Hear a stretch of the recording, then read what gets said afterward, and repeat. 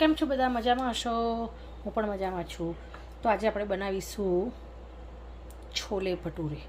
તો છોલે માટે મેં અહીંયા તૈયારી કરી લીધી છે. બહાર આવે છે બહુ જ વરસાદ, ઠંડો ઠંડો પવન. તો અહીંયા આપણે મસ્ટર્ડ ઓઇલ મૂક્યું હતું, કારણ કે કોઈ પણ પંજાબી આઈટમ એમાં તમે મસ્ટર્ડ ઓઇલથી બનાવો તો એનો ટેસ્ટ છે ને 10 ગણો વધી જાય.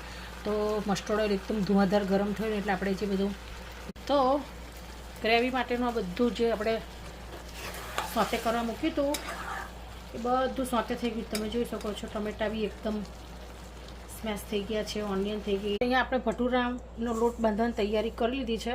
પહેલાં તમને લોકોને બતાવવાનું ભૂલી ગઈ, પણ આમાં મેં 2 કપ આપણો રોટલીનો લોટ લીધો છે, હાફ કપ મેંદો લીધો છે, 1/4 કપ સૂજી નાખી છે. જુઓ તો ભટુરાનો લોટ આપણે આ રીતે ઢીલો બાંધી દીધો છે. અને હવે આને આપણે 2 કલાક મૂકી રાખીશું એટલે સરસ એમાં ફર્મેન્ટેશન થઈ જાય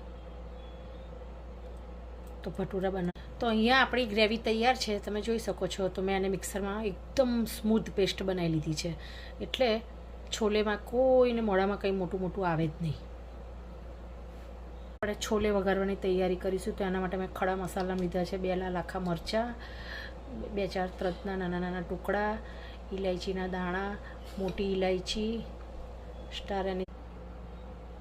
તો અહીંયા આપણે કુકર મૂકી દીધું છે, એમાં મસ્ટર્ડ ઓઇલ નાખ્યું છે. મસ્ટર્ડ ઓઇલ ગરમ થશે એકદમ ધમધમ એટલે આપણે એમાં આપણા મસાલા નાખીશું. અહીંયા તો હવે આપણે એમાં મસાલા એડ કરીશું. ધાણા જીરું, આજે ખબર નહીં મારાથી બધું ઢોરાઢોરી બહુ થાય છે. ધાણા જીરું એડ કરીશું.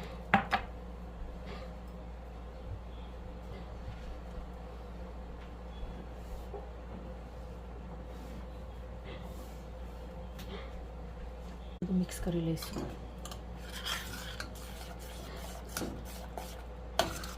મીઠું આપણે છોલે એડ કરીશું, પછી મીઠું એડ કરીશું. તો અહીંયા આપણા ચણા થઈ ગયા છે. જુઓ, મને આવી ખટ્ટી ગ્રેવી ગમે છે. 3 સીટી વગાડી હતી આપણે. તો ભટુરા બનાવવાનું શરૂ કરી દીધું છે.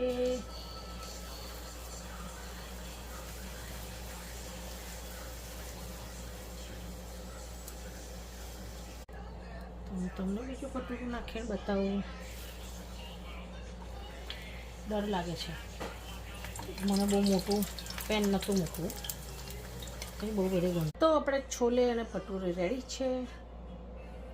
તો હવે આપણે એન્જોય કરીશું. મસાલાવાળી ડુંગળી પણ છે, રાઈસ પણ બનાવેલો છે. તો પહેલાં